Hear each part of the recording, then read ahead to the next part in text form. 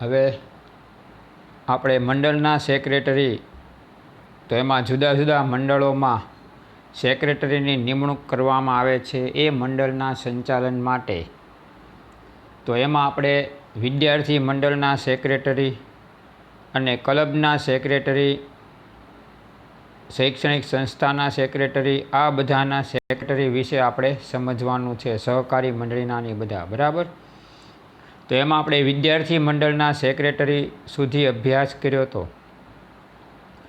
હવે ક્લબના સેક્રેટરી રમતગમત અને અન્ય સાંસ્કૃતિક બાબતોને પ્રોત્સાહન આપવા સરકાર અથવા તો જે ખાનગી સંસ્થાઓ હોય એઓ આવા સેક્રેટરીની નિમણૂક કરે છે. તો એમનો હેતુ શું? રમતગમત અને અન્ય સાંસ્કૃતિક બાબતોને પ્રોત્સાહન આપવા, સાકાર કરવા ક્લબની સ્થાપના કરવામાં આવે છે. સાકાર કરવા એટલે સિદ્ધ કરવા, એ હેતુઓ સિદ્ધ કરવા આવા ક્લબની સ્થાપના કરવામાં આવે છે. તો જુદા જુદા આપણે સ્પોર્ટ્સ ક્લબ છે ભાવનગરની અંદર, તમને ખબર છે, સિત્સર રોડ ઉપર, બરાબર. એ તે પછી ઘોઘા સર્કલમાં પણ એક બનાવવામાં આવ્યું છે. તો આવા ક્લબો એ રમતગમતની બાબતોને, રમતગમત પ્રવૃત્તિઓને પ્રોત્સાહન આપવા માટે હોય છે. પછી કલા મંચ છે એ સાંસ્કૃતિક બાબતોને, નાટ્ય, પછી રાસ ગરબા, એકાકી નાટ્ય, બરાબર. તો એવી બધી પ્રવૃત્તિઓને પ્રોત્સાહન આપે છે. તો એને રંગમંચ કહેવામાં આવે છે. તો એના દ્વારા આ ક્લબની સ્થાપના થઈ છે. એ લોકો એ માટેના કલાકારો તૈયાર કરે છે, એને આગળ વધવા માટે પ્રોત્સાહિત કરે છે અને એ કલા લોકો સુધી પહોંચે એવા એમના પ્રયત્નો હોય છે. દાખલા તરીકે sports club of Gujarat, BCCI વગેરે. BCCIને તો તમને ખબર જ છે, ક્રિકેટનું છે, બરાબર. તો આવા ક્લબના બંધારણ મુજબ સેક્રેટરીને ચૂંટી કાઢવામાં આવે છે અથવા નીમવામાં આવે છે. આ સેક્રેટરીનું મુખ્ય કાર્ય જે તે ક્લબની વર્તમાન જરૂરિયાત અનુસાર પ્રવર્તમાન નિયમો મુજબ તેનું સંચાલન અને વિકાસ કરવાનું છે. તો આ ક્લબના સેક્રેટરી શું કામ કરે છે? તો કે આવા ક્લબને વિકસાવવા, એમાં મેમ્બરો બનાવવાનું, એમાં આવતા જે મેમ્બરો છે એનો વિકાસ થાય, એ અહીં પદ્ધતિસરની તાલીમ મેળવે. તો આ બધી જવાબદારીઓ એ સેક્રેટરીની છે. એમને જરૂરી સંસાધનો એટલે કે સાધનો પૂરતા પ્રમાણમાં મળી રહે, બરાબર. એમના પ્રશ્નોનું નિવારણ થાય. તો એ બધી જવાબદારી આ સેક્રેટરીની હોય છે. તો આમ આવા ક્લબના સેક્રેટરીની નિમણૂક કરવામાં આવે છે. ત્યાર પછી શૈક્ષણિક સંસ્થાના સેક્રેટરી. દિલ્હી, કોટા, અમદાવાદ જેવા મોટા શહેરોમાં શૈક્ષણિક સંસ્થાઓનું વિશાળ સંકુલ ઊભું કરવામાં આવે છે. તેનું સંચાલન કરવા માટે સેક્રેટરીની નિમણૂક કરવામાં આવે છે. સેક્રેટરી આવી સંસ્થામાં મુખ્ય વહીવટી અધિકારી તરીકે ફરજ બજાવે છે. હવે જ્યાં અનેક પ્રકારના કોર્સ ચાલતા હોય, બાળ મંદિરથી માંડી Gujarati medium, English medium, college કક્ષા, બરાબર, માસ્ટર ડિગ્રી, આ બધા કોર્સ હાલતા હોય, ત્યાં વિશાળ શૈક્ષણિક સંકુલ ઊભું કરવામાં આવે. એટલે એક મોટું બિલ્ડિંગ ઊભું કરવામાં આવેલું છે વિશાળ જગ્યામાં. તો ત્યાં એ લોકો સેક્રેટરીની નિમણૂક કરે છે. આપણે એક જ્ઞાન મંજરીમાં એમાં છે, બરાબર. પણ એ નાના સંકુલ છે. દિલ્હીમાં એમાં તો સૌથી મોટા સંકુલો હોય છે. એની અંદર બધાય આર્ટ્સ, કોમર્સ, સાયન્સ બધી ફેકલ્ટીઓ એની ડિગ્રી મળતી હોય છે. એમાં માસ્ટર ડિગ્રી પણ હોય છે, બાળ મંદિર પણ હોય છે, ઇંગ્લિશ ગુજરાતી મીડિયમ પણ હોય છે. તો આ રીતે આવી શૈક્ષણિક સંસ્થાઓ માટે એનું સંચાલન અને વહીવટ કરવા માટે એક વહીવટી અધિકારીની નિમણૂક કરવી પડે છે, કારણ કે એના માલિકો બધે પહોંચી શકતા નથી. તો એને આપણે શું કહીએ છીએ તો કે સેક્રેટરી તરીકે ઓળખીએ છીએ. એ શૈક્ષણિક સંસ્થાના સેક્રેટરી છે. ત્યાર પછી મજૂર મંડળના સેક્રેટરી. દેશમાં વિવિધ ક્ષેત્રોમાં કાર્ય કરતા મજૂરો કર્મચારીઓ પોતાની માગણીઓ સરકાર સમક્ષ રજૂ કરવા આવા મંડળો બનાવે છે. કારણ કે વ્યક્તિગત તમે જાઓ એકલા તો તમારો કોઈ અવાજ હોય જ નહીં, કોઈ તમને સાંભળે જ નહીં. પણ સમૂહમાં જાય, માનો કે બધી બેંકના કર્મચારીઓ ભેગા મળીને હડતાલ કરે તો સરકારને ઝૂકવું પડે. પણ એક બેંકના કર્મચારી હડતાલ કરે અને બાકીની બેંકો ચાલુ રહે તો સરકારને કાંઈ ફેર પડતો નથી. તો અહીં બેંક કર્મચારીઓ પોતાનું યુનિયન બનાવે છે, બરાબર. રેલવેવાળા પોતાનું યુનિયન બનાવે છે, વીમાવાળા પોતાનું આવું યુનિયન બનાવે, એને મજૂર મંડળો કહેવામાં આવે છે. અને એનું સંચાલન કરવા માટે એક નિશ્ચિત અધિકારીની નિમણૂક કરવામાં આવે, વહીવટી અધિકારીને, તો એને મજૂર મંડળના સેક્રેટરી કહેવામાં આવશે. જે મજૂર મંડળ તરીકે ઓળખાય છે. ભારતમાં ઇનટુક અને આઈટુક વગેરે મંડળો કાર્યરત છે. ઇનટુક અને આઈટુક આ બે મુખ્ય મંડળો છે, બરાબર. એ મજૂરો અને કર્મચારીઓના પ્રશ્નો સાંભળે, કેન્દ્ર સરકાર અને રાજ્ય સરકાર સમક્ષ એની રજૂઆત કરે છે અને એ લોકોના પ્રશ્નોનું નિવારણ આવે એવા એમના પ્રયત્નો હોય છે. તો આ રીતે આ બંને મજૂર મંડળો છે એ સરકારની સાથે કર્મચારીઓ વતી વાટાઘાટો કરે, એમના પ્રશ્નોની રજૂઆત કરે અને એ પ્રશ્નોનું નિવારણ આવે એવા પ્રયત્નો એમના દ્વારા થાય છે. આમ મજૂરો અને સરકાર વચ્ચે મધ્યસ્થીનું કામ આવા સેક્રેટરી દ્વારા થાય છે. કારણ કે એ મંડળનું સંચાલન કરે, સભ્યપદ આપે બધાને, એમના પ્રશ્નો સાંભળે, એની રજૂઆત ક્યાં કોને કેવી રીતે કરવી એ બધી બાબતો એનો એ ધ્યાન રાખતા હોય છે, બરાબર. સભ્યોની જરૂરિયાતો પૂર્ણ કરવી, આ બધી બાબતો એમને ધ્યાનમાં હોય છે. તો આ રીતે આવા મજૂર મંડળો એ પોતાના મંડળના સંચાલન કરવા માટે જ્ઞાન, આવડત અને નીતિ પદ્ધતિ નિયમો જાણતા વ્યક્તિની નિમણૂક કરે છે. તો એ મજૂર મંડળના સેક્રેટરી તરીકે ઓળખાય છે. આવા મંડળો કાર્યરત છે. આ મંડળો પોતાની માગણીઓ અસરકારક બનાવવા, રજૂઆત કરવા સેક્રેટરીની નિમણૂક કરે છે. કારણ કે એ કાયદાનો નિષ્ણાત હોય છે, નીતિ નિયમોથી પરિચિત હોય છે, બરાબર. એટલે એવી વ્યક્તિની નિમણૂક કરે જે આવા નીતિ નિયમો અને કાયદાના પૂરા દાયરામાં રહીને, એટલે એના ઓલામાં રહીને એ સરકાર સમક્ષ કે જે તે સંસ્થા સમક્ષ રજૂઆત કરી શકે. ભારતના ભૂતપૂર્વ રાષ્ટ્રપતિ શ્રી વી ગિરીએ 1922માં અખિલ ભારતીય રેલ કર્મચારી સંઘની સ્થાપના કરી હતી. તો અહીંયા અખિલ ભારતીય રેલ કર્મચારી સંઘ એની સ્થાપના આપણા ભૂતપૂર્વ રાષ્ટ્રપતિ વી ગિરીએ કરી હતી, જેથી કરીને રેલવે કર્મચારીઓના પ્રશ્નોનું નિવારણ આ મંડળ અથવા સંઘ દ્વારા આવી શકે છે. તો આમ દરેક આવા મજૂર મંડળો હોય છે જેના જુદા જુદા પ્રશ્નો હોય છે, બરાબર. આપણા અહીં લાલ વાવટા સંગઠન છે, તો એની અંદર આ કુલી છે, પછી રેકડીઓવાળા છે, બરાબર, ફેરૈયાઓ છે, એ બધાના પ્રશ્નોનું ત્યાં રજૂઆત થાય અને એના પ્રશ્નોનું ઉકેલ એ લોકો દ્વારા આવે છે. તો આ રીતે જુદા જુદા પ્રકારના મજૂર મંડળો છે અને એનું સંચાલન કરવા નિશ્ચિત વ્યક્તિ કે વહીવટી અધિકારીની નિમણૂક કરીએ એને આપણે મજૂર મંડળના સેક્રેટરી તરીકે ઓળખીએ છીએ. ત્યાર પછી વેપારી મંડળના સેક્રેટરી. વેપારી મંડળો, ઉત્પાદક મંડળો, સેવા મંડળી પોતાના ધંધા રોજગારમાં ઉદ્ભવતા પ્રશ્નોની રજૂઆત કરવા, ઉકેલ લાવવા એસોસિએશન કે મંડળની રચના કરે છે. દાખલા તરીકે ભારતમાં ચેમ્બર ઓફ કોમર્સ, ફિક્કી જેવા અન્ય ઘણા મંડળો છે જ્યાં સેક્રેટરીની નિમણૂક કરવામાં આવે છે અને આવા મંડળોનું સંચાલન મંડળના બંધારણ મુજબ કરવામાં આવે છે. હવે અહીંયા જોઈએ તો સેક્રેટરીની નિમણૂક કરવામાં આવે તો એ બંધારણ અનુસાર થતી હોય છે.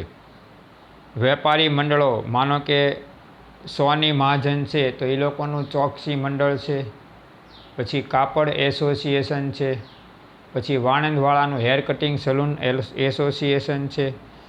બરાબર. તો આ બધાના આવા જુદા જુદા મંડળો છે એ પોતાના ધંધા રોજગારમાં ઉદ્ભવતા પ્રશ્નોની રજૂઆત કોને કરશે?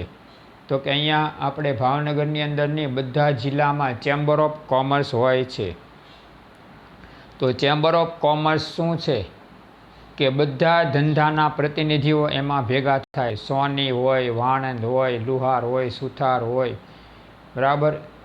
તો એ બધાના પ્રતિનિધિઓ આમાં ભેગા થાય, એને ચેમ્બર ઓફ કોમર્સ કહેવાય.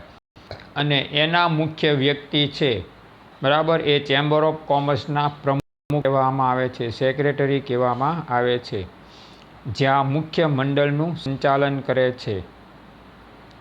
તો આપણે ત્યાં ભારતમાં ચેમ્બર ઓફ કોમર્સ, ફિક્કી જેવા અન્ય ઘણા મંડળો છે જ્યાં સેક્રેટરીની નિમણૂક કરવામાં આવે છે અને આવા મંડળનું સંચાલન બંધારણ મુજબ કરવામાં આવે છે. આપણા ભારતના લોકશાહી અર્થતંત્રને ધ્યાનમાં રાખી બધાને સ્વતંત્રતા આપવામાં આવેલી છે. તેમ છતાં કોઈ આ બંધારણના નિયમોનો ભંગ ન કરે, એનું ઉલ્લંઘન ન કરે અને સ્વતંત્રતા ભોગવે, તો એ માટે થઈને એ લોકોએ અમુક કાયદાઓ ઘડ્યા છે અને એ કાયદાને ધ્યાનમાં રાખી દરેક મંડળોના સેક્રેટરી છે એ આ રીતે પોતાના મંડળનું સંચાલન કરશે. કારણ કે એ લોકો એ અંગે જ્ઞાન ધરાવતા હોય છે, આવડત ધરાવતા હોય છે, બરાબર. અને એમના દ્વારા આવી બધી વસ્તુઓનું સંચાલન, એ સંસ્થાઓનું સંચાલન કરવામાં નિષ્ણાત હોય છે. એટલે એ અંગેની વહીવટી જવાબદારી બધી આવા સેક્રેટરીઓને સોંપી દેવામાં આવે છે.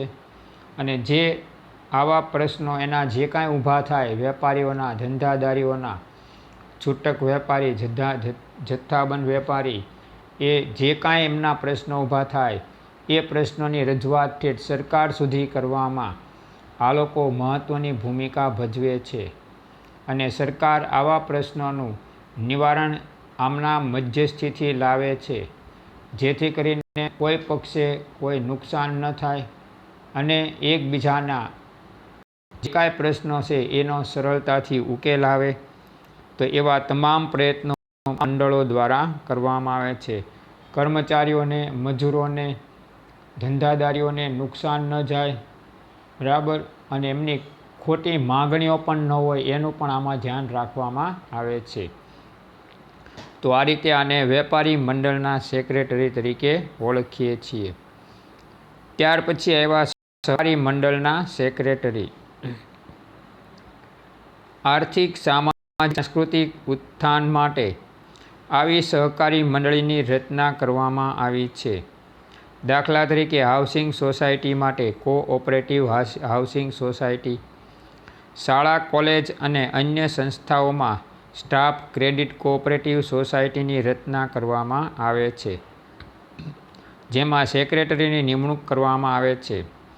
આ સેક્રેટરી જે તે મંડળના નીતિ નિયમો અનુસાર સંચાલન કરતા હોય છે.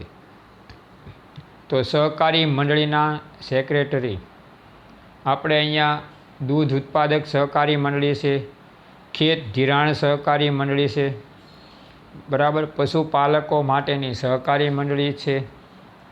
તો આમ અનેક પ્રકારની આવી સહકારી મંડળીઓ અસ્તિત્વમાં આવેલી છે, જેનો ઉદ્દેશ વિના સહકાર નહીં ઉદ્ધાર. બધા ભેગા મળી સહકારથી કામ કરે, પોતાના પ્રશ્નોનું નિવારણ લાવે અને બધાએ પોતપોતાનો આર્થિક વિકાસ કરી શકે, એ હેતુથી આવી સહકારી મંડળીઓ સહકારના સિદ્ધાંતથી અસ્તિત્વમાં આવેલી છે.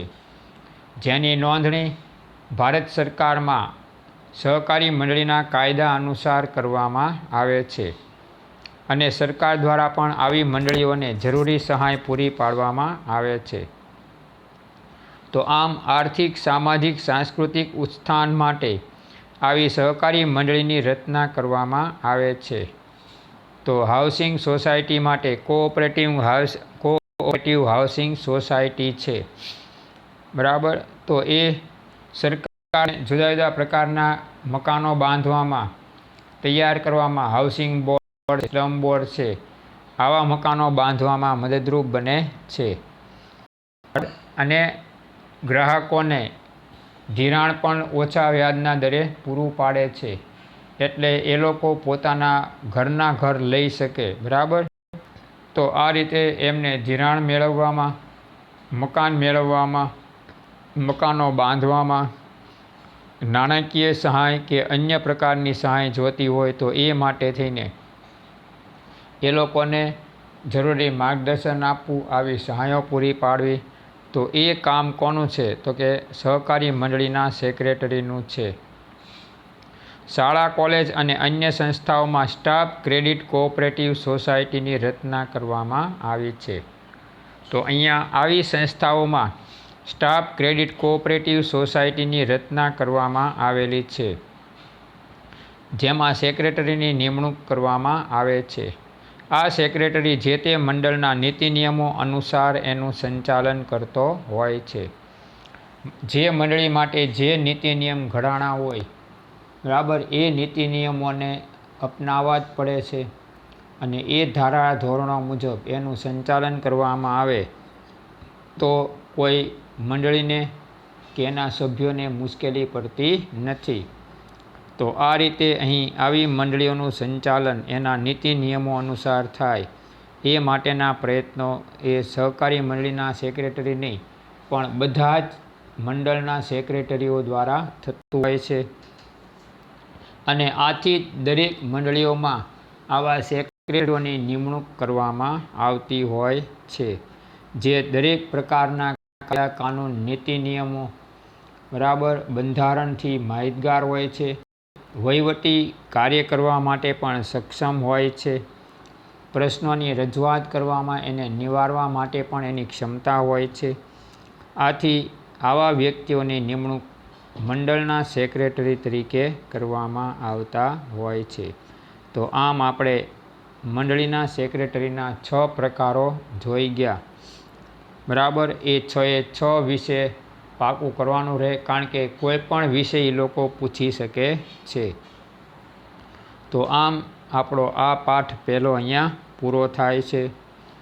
તો અહીંયા આપણે આ પ્રકરણની અંદર જોયું કે ભાઈ સેક્રેટરીની વ્યાખ્યા જોઈ ગયા, સેક્રેટરીના પ્રકારો જોયા, ખાનગી, રાજકીય, કંપની સેક્રેટરી, સામાન્ય સેક્રેટરી.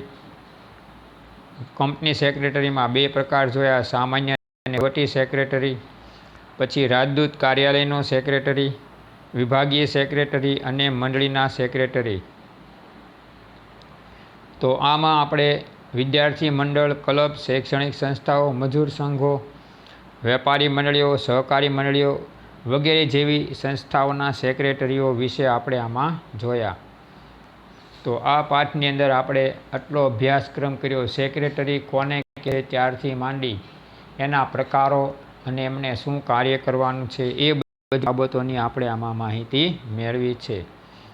તો મિત્રો, પાઠ પહેલો વ્યવસ્થિત શાંતિથી પાકો કરશો. સહેલો છે, બરાબર, અને આરામથી સવાલ જવાબ લખી શકાય એવા છે. તો ઘરે ધ્યાન આપજો. એકાદ વાર એવું લાગે, અઘરું લાગે તો લખી જાજો. આમાં કોઈ એવા ઓકવર્ડ શબ્દો કે બીજી કોઈ બાબત આમાં મૂકેલી નથી, સરળતાથી સમજાય એવું જ છે. બરાબર.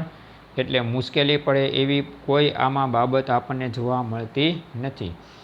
છતાંય તમને એવું લાગે કે આ શબ્દોમાં વાંધો છે, આ વાક્ય રચનામાં છે, આ સવાલનો જવાબ નથી સમજાતો, ત્યાં પેન્સિલથી ટીક માર્ક કરી નાખવાની, જેથી કરીને આપણી શાળા ખુલ્લે ત્યારે આપણે એનો પૂરેપૂરો લાભ લઈ શકીએ કે ભાઈ સાહેબ આ સમજાવ્યું હતું તમે, પણ હજી આ શબ્દ મારા મગજમાં બેસતો નથી કે આ જવાબ બરાબર હજી સમજાણો નથી. બરાબર, પણ તમે તૈયારી કરશો અને આવું કરશો તો તમે માર્ગદર્શન મેળવી શકશો. બાકી તો તમે તૈયારી નહીં કરો તો માર્ગદર્શન મેળવી શકશો નહીં. એટલે આપણે પણ થોડુંક એ બાબતમાં સજાગ રહેવાનું રહેશે કે ભાઈ સાહેબે પહેલો પાઠ પૂરો કરાવ્યો તો એમાં કયા ટોપિકમાં આપણને હવે તકલીફ જેવું છે. બરાબર, કયા શબ્દોમાં હજી આપણને શબ્દ સમજાતો નથી. આ બધી બાબતો તમારે પેન્સિલથી ટેક્સ્ટ બુકમાં નોંધ કરવાની, એની નીચે લાઈન કરતા જાઓ તો તમને એ માહિતી મળશે. બરાબર, અને નહીંતર લાંબા સમય સુધી આવું યાદ ન રહે. એટલે આપણે ટીક કરેલું હોય તો તરત ખબર પડે કે ઠીક આ મને વાંચ્યું ત્યારે સમજાણું નહોતું કે આનો જવાબ નહોતો મળ્યો. બરાબર, એટલે આપણે એ માટે થોડોક પ્રયત્ન કરવો તો પડશે જ મિત્રો કે ભાઈ ક્યાં આપણી ડિફિકલ્ટી છે. બરાબર, અને ક્યાં સમજાણું નથી. એવું નથી કે બધાને સમજાય જ જાય. આપણને ક્યાંક મુદ્દામાં ડિફિકલ્ટી હોય, ક્યાંક કોઈ શબ્દમાં, ક્યાંક વાક્ય રચનામાં પણ ડિફિકલ્ટી હોય, એવું બની શકે. તો એ કાંઈ ખરાબ બાબત નથી, ન પણ સમજાય. બરાબર, તો એ માટે આપણે પેન્સિલથી એની નોંધ કરી રાખો તો જ્યારે શાળા ખુલે ત્યારે આપણે રૂબરૂ મળીએ ત્યારે એનો આપણે નિવારણ લાવી શકશું. પણ ત્યાં સુધી તમે જેટલું હાલે છે એ પાકું કરવામાં પૂરતું ધ્યાન આપશો. બરાબર, જેથી કરીને પરીક્ષા આપણી આવીને નજીક ઊભી રહે ત્યારે આપણે મુશ્કેલી પડે નહીં. આપણે તરત જ તે એની અંદર પૂરો આપી શકીએ દરેક પ્રકારના પ્રશ્નોના જવાબને. બરાબર, તો હવે આપણે અહીંયા પાઠ જોઈએ છીએ બીજો, કંપની સેક્રેટરી. હવે કંપની સેક્રેટરીમાં આપણે આગળ જોઈ ગયા કે ભાઈ સેક્રેટરી કોને કહેશું, એની કંપની ધારા અનુસારની વ્યાખ્યાઓ જોઈ. હવે અહીંયા આપણે સેક્રેટરીના ગુણો અને એની લાયકાતો વિશે શીખવાનું રહેશે. કારણ કે કંપની ધારા અનુસાર એમની ચોક્કસ લાયકાતો અને એના ગુણો નક્કી કરવામાં આવ્યા છે. આવી વ્યક્તિ જ સેક્રેટરી તરીકે પસંદ કરી શકાય. અને કંપનીમાં સેક્રેટરીનું શું સ્થાન છે એ બાબત પણ અહીંયા જણાવવામાં આપણને આવેલી છે. બરાબર, તો આ રીતે અહીં આપણે કંપની સેક્રેટરી વિશે આગળ જોઈશું બીજા પાઠમાં.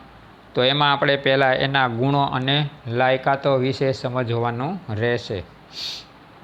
તો અહીંયા હવે આપણે જોઈએ, બદલાતી જતી સામાજિક વ્યવસ્થામાં વાણિજ્યના સ્વરૂપે પણ કરવટ બદલી છે.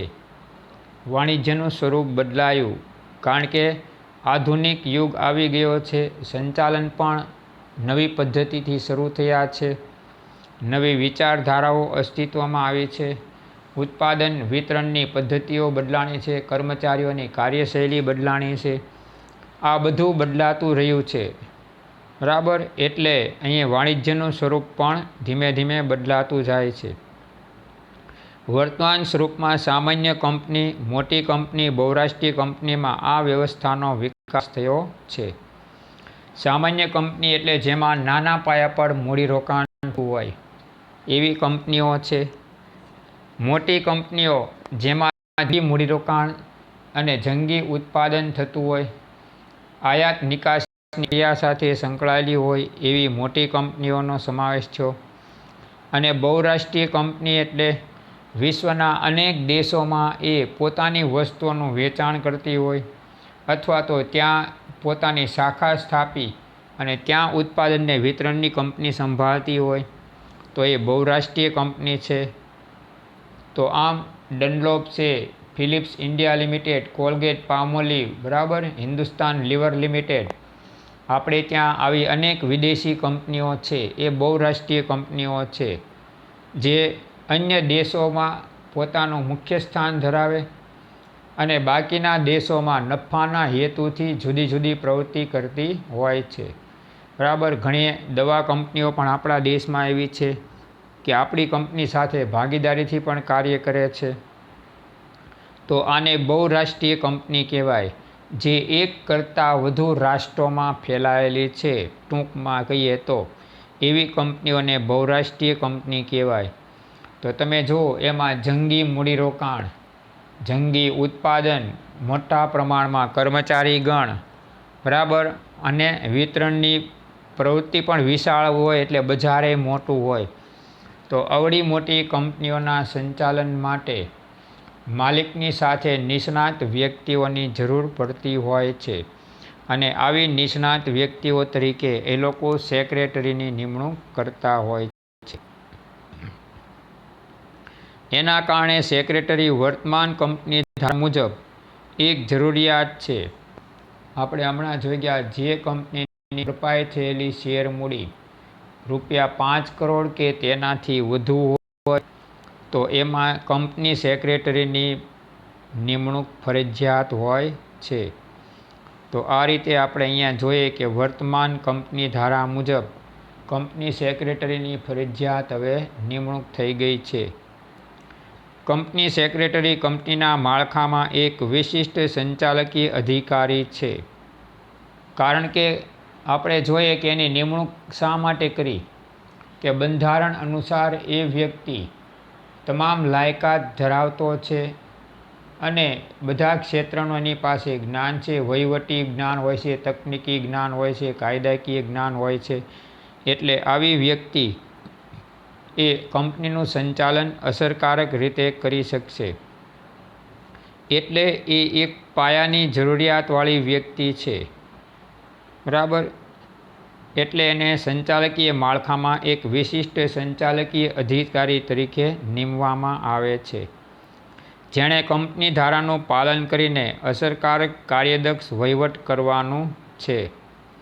હવે આ વ્યક્તિએ કંપની ધારાની તમામ જોગવાઈઓનું પાલન કરવું પડે, બરાબર, અને એના માધ્યમથી તે એની અંદર રહીને તે અસરકારક કાર્યદક્ષ વહીવટ કરવો પડે, જેથી કરીને કંપની કોઈપણ પ્રકારના કાયદાકીય કે અન્ય મુશ્કેલીઓના કે એના અન્ય કોઈપણ પ્રકારના બિન અસરકારક અહેવાલોમાં આવી જાય નહીં, બરાબર. એટલે એનું સંચાલન નીતિ નિયમોથી પદ્ધતિસર રીતે થાય. એટલા માટે આવી વ્યક્તિની આ કંપની દ્વારા નિમણૂક કરવામાં આવે છે. નવા કંપની ધારા મુજબ એટલે કે 2013 મુજબ સેક્રેટરીને ચાવીરૂપ સંચાલકીય વ્યક્તિ કી મેન પર્સનલ, બરાબર. તો અહીંયા કી મેનેજરિયલ પર્સન તરીકે એને ઓળખવામાં આવે છે, KMP, કી મેનેજરિયલ પર્સન, એટલે કે મુખ્ય ચાવીરૂપ સંચાલકીય વ્યક્તિ. એ સેક્રેટરીને એનો દરજ્જો આપવામાં આવ્યો છે. કંપની ધારામાં આવી ચાવીરૂપ સંચાલકીય વ્યક્તિ KMPમાં 5 વ્યક્તિઓનો સમાવેશ થાય છે. જો કયા કયા 5 વ્યક્તિ, આ ટૂંકો પ્રશ્ન છે. તો આવા 5 વ્યક્તિઓમાં મેનેજિંગ ડિરેક્ટર અથવા મુખ્ય વહીવટી અધિકારી આ પહેલો વ્યક્તિ KMP તરીકે, જેને આપણે MD એટલે કે મેનેજિંગ ડિરેક્ટર તરીકે ઓળખશું, જે કંપનીનું સંચાલન સંભાળતો હોય છે. પછી કંપની સેક્રેટરી એટલે આપણે અત્યારે હમણાં જોઈ રહ્યા છીએ એ. પછી મુખ્ય નાણાકીય અધિકારી, જેને નાણાકીય હિસાબ કિતાબ સહિતના તમામ બાબતોની ફાળવણી કરવામાં આવી હોય કાર્યની, તો એવો વ્યક્તિ પણ આમાં KMPમાં આવી જતો હોય છે. પછી પૂર્ણ સમયના સંચાલક, તો એ પૂર્ણ સમયના સંચાલકમાં તો મેનેજિંગ ડિરેક્ટર આવે છે. બીજા કોઈ વ્યક્તિની અલગથી નિમણૂક કરવામાં આવે તો એ પણ એમાં આવી શકે છે, બરાબર.